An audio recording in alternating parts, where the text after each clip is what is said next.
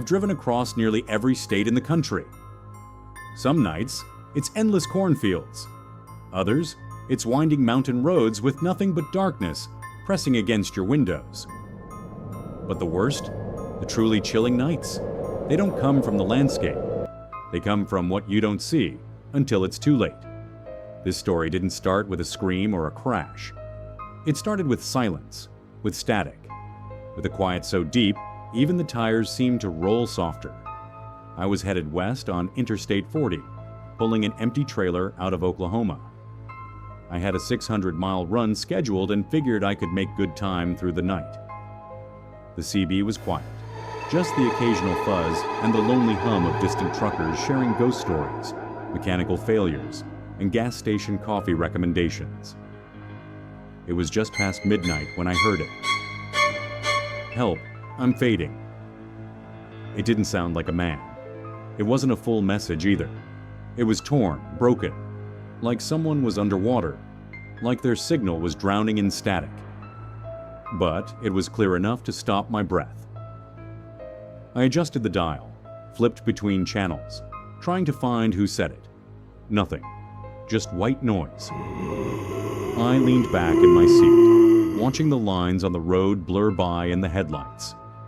Probably some weird interference, I told myself. Could have been a weather blip or a trucker messing around. But then I noticed something odd. My dashboard clock flickered once, just for a second, like the battery had hiccuped.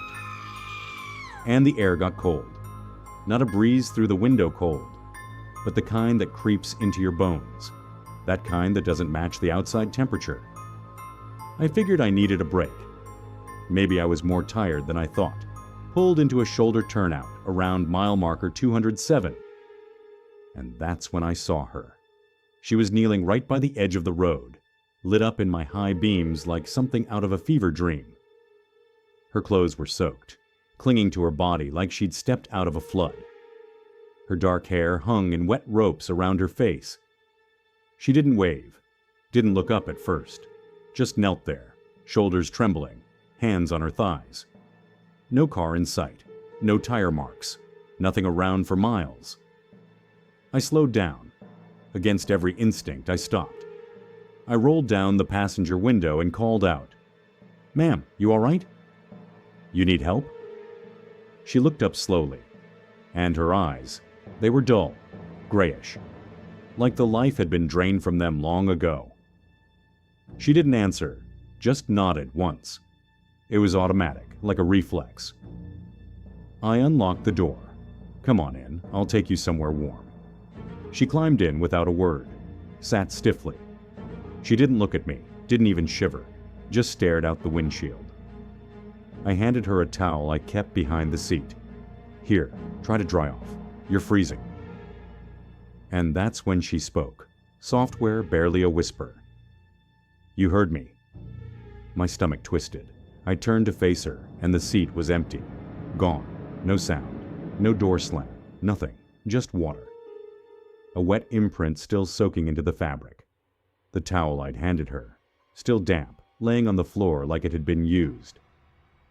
I slammed on the brakes, jumped out of the truck, walked around it, heart racing. Checked under the cab, looked behind the trailer. She was nowhere, but my cab was still damp. That cold air was still lingering, and the smell, rainwater, mildew, like a storm had passed through the inside of my truck. I drove in silence after that, too shaken to think. I didn't even turn the radio back on. Around 3:14 a.m., just before a remote truck stop, my CB flickered again. "You're supposed to save me." Her voice, same whisper, same tone, only clearer, angrier. I pulled into the lot and cut the engine. I didn't care if I was behind schedule. I sat there, gripping the steering wheel so tight my knuckles went white. That's when I heard it. 3 soft knocks, not on the window, from the back, the sleeper berth. I turned slowly. I didn't want to, but I had to. And in the divider glass, I saw her reflection. She wasn't sitting this time. She was standing behind me, still soaked, eyes wide, arms limp by her sides. and she was crying. But when I spun around, nothing.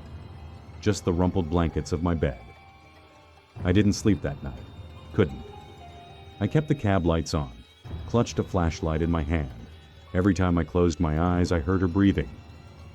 Not loud, just soft, like someone sleeping lightly in the same space. The next day, I asked around. No one else had picked her up. No one else had heard the message.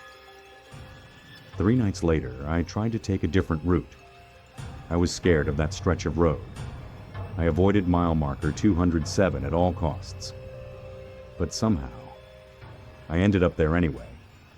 I took a detour, veered southwest, followed the GPS through local roads, but the truck kept pulling back toward Interstate 40. The turns repeated, the landmarks looped. The same gas station appeared again and again. And at the third loop, she was back. Same kneeling position, same drenched clothes, same silence. Only this time, she smiled and raised her hand. I hit the gas, didn't look back. But the CB sparked again. Why didn't you save me? It was louder now, clearer, more human, but filled with grief. I yelled into the mic. I tried. I don't even know who you are. Static, then a reply. You left me, just like the others. Her voice began to change, like two people speaking at once, one calm, the other furious. You knew. You were chosen. My lights dimmed. The cab temperature dropped again, ice crystals forming along the vents. I saw my breath fog the cabin, and then, in the rearview mirror, she appeared again. Only now, she wasn't crying. She was smiling. And that smile chilled me more than any storm ever could. I skidded off the road, hit the brakes, screamed. Silence. Then the road reset. Clean pavement. No wet spots. No signs of my skid. Just smooth asphalt like I hadn't moved an inch. I staggered out of the truck and walked to the back trailer, still labeled empty. But inside, the aluminum walls were scratched, deep gouges carved into the metal like claws. Not tools, not accidental. Something had tried to claw its way out. I stared, frozen. My legs wouldn't move. I wasn't hauling cargo that night. I was hauling her. Later that week, at another stop, I told a driver. He didn't laugh. He didn't even blink. Instead, he pulled out his phone and showed me an article. It was from 1998. Female hitchhiker. Died in a rainstorm. Hit and run. She'd been trying to flag down a truck. She was found kneeling. Her last known words were broadcasted through CB. Help. I'm fading. They never found the driver. Only his abandoned rig, locked from the inside, engine cold, CB still transmitting static. And on the seat, a wet patch, no body, no sign of a struggle. But the log said one thing. You're supposed to save me. I don't know if she's a ghost, a memory, or something older than either. But she's real. I've seen her. I've heard her. And the road. It keeps looping, trapping me. I try to leave, take new routes, avoid the highway altogether. But I always end up near 207, always at night, always with the same voice whispering in the CB. You're supposed to save me. And now, I don't think I can leave. Because last night I woke up parked at a rest stop I don't remember driving to. And in the reflection of my side mirror, she was standing behind me, waiting. If you're out there, if you drive long hauls late at night, and your CB picks up a broken voice asking for help, don't answer. Don't slow down. And whatever you do, don't stop at mile marker 207. Because some roads don't lead home. Some roads never let you leave. And some passengers never really leave your truck. Ever. They say every long-haul trucker has one route that haunts them. One journey that never quite ends, no matter how far you drive, or how many times you tell yourself it's over. For me, that journey started with a phone call I should have ignored, and a trailer I should have never touched. It was just after Eid. Business was slow, and I was sitting in the driver's lounge nursing a lukewarm cup of chai, half listening to the cricket commentary blaring from the wall-mounted TV. Dispatch rang. Their voice was tight, rushed. "Kaleem, we've got a premium run. Double the rate, but you need to roll within the hour. Special cargo. Karachi to Taftan.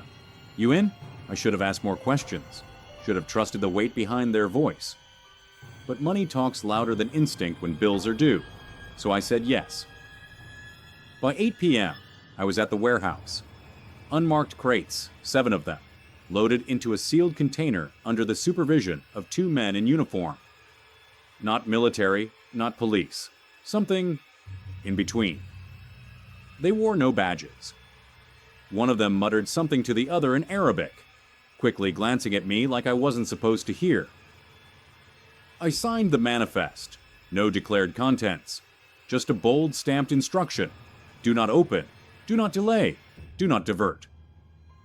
As I climbed into my cab, the loader, young guy, maybe early 20s, looked up at me with pale, tired eyes. "Don't knock and don't stop until the drop," he said. Then he chuckled, nervously, like he'd just told a joke no one would laugh at. The rig hissed to life, and I pulled out onto the highway under a blood-orange sky. The first few hours were peaceful, the kind of drive truckers live for. Empty highway stretching endlessly west, the low hum of tires on asphalt, a familiar rhythm to the engine. The CB radio buzzed with occasional chatter from other drivers, mostly harmless jokes, static bursts, weather updates. I didn't think much of the cargo. Honestly, I didn't care. As long as it didn't move or leak, it wasn't my business. But around midnight, something changed. I was nearing a stretch of desert highway known for its silence. No towns, no gas stations, just flat sand and scrub for miles. That's when I heard it for the first time. Breathing. Not from me, not from the cab, from the trailer. It was faint at first, rhythmic, heavy, like an animal just waking up. My first thought was mechanical. Maybe the refrigeration unit was acting up, but I wasn't hauling perishables. And this wasn't the hum of machinery. This was wet, thick breathing, like whatever was in those crates had lungs. I turned off the music, held my breath. It kept going. The smell hit next. It came in waves, sour, wild, animalistic, like a blend of musk, burned feathers, and wet soil. It wasn't engine oil or diesel. This was organic, the kind of stench that doesn't come from this world. I rolled down the windows, sprayed air freshener. Nothing worked. The deeper into the desert I drove, the stronger it got. Then the radio died. One moment I was listening to a trucker named Bilal cracking jokes about roadside tea stalls. The next, silence. No static. Just dead air. I tapped the dial, checked the antenna. Then, it spoke. Not in a voice, not really. It was more like a snarl hidden inside a laugh. A bleating, almost like a goat, but mangled, twisted through static. And then, clear as day, it said my name. Colin. I slammed the radio off, heart pounding. The road ahead blurred as I gripped the wheel tighter. The trailer rattled behind me, metal creaking in protest. I spotted lights ahead, a truck stop, old, dusty. Flickering neon sign that said coffee and rest. I pulled in, grateful for a break, thinking maybe I could clear my head. I was supposed to meet the loader there. He was scheduled to rendezvous with me, check the seals, and continue with me toward the drop, but he was gone. I checked the cafe. Empty except for a sleepy attendant who didn't even look up from his phone. The front desk confirmed the loader had checked into room 6 just 2 hours ago. But the bed was untouched. No bag, no phone, just the open door. And the smell. That same wild stench, stronger now, like it had soaked into the walls. I rushed back to my rig. That's when I noticed something wasn't right in my sleeper cab. The curtains had shifted. My personal blanket, always neatly folded, had been thrown aside and stamped across the mattress. Hoofprints. Not muddy, not dirty. Burned. As if whatever had stepped there had searing heat radiating from its legs. I stared, frozen. A cold sweat rolled down my back. No one had entered my rig. I'd locked it. I always do. And yet, the scent of musk was overwhelming now, like the trailer's breath had slipped into my lungs. I grabbed a flashlight and did the one thing I told myself I wouldn't do. I opened the trailer. The seals were intact.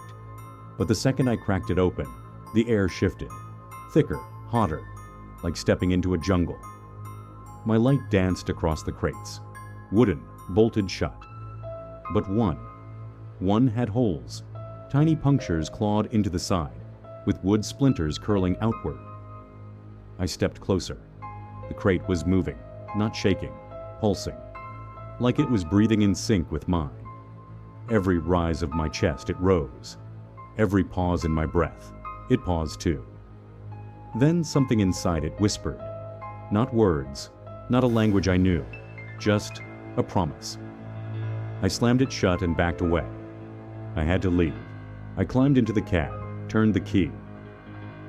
And the engine roared without me. The truck jolted forward. I wasn't touching the wheel. The gear wasn't engaged. But we were moving, uphill, toward nowhere. The headlights lit nothing but desert and power lines. I grabbed the wheel, tried to stop, but the pedals resisted. My own truck had turned against me. When it finally stopped, we were on a dirt road I didn't recognize. In the distance, an old stone warehouse stood, half buried in sand. The drop point. A man in a black robe stood by the gate. His face was veiled. He didn't wave, didn't speak, just watched.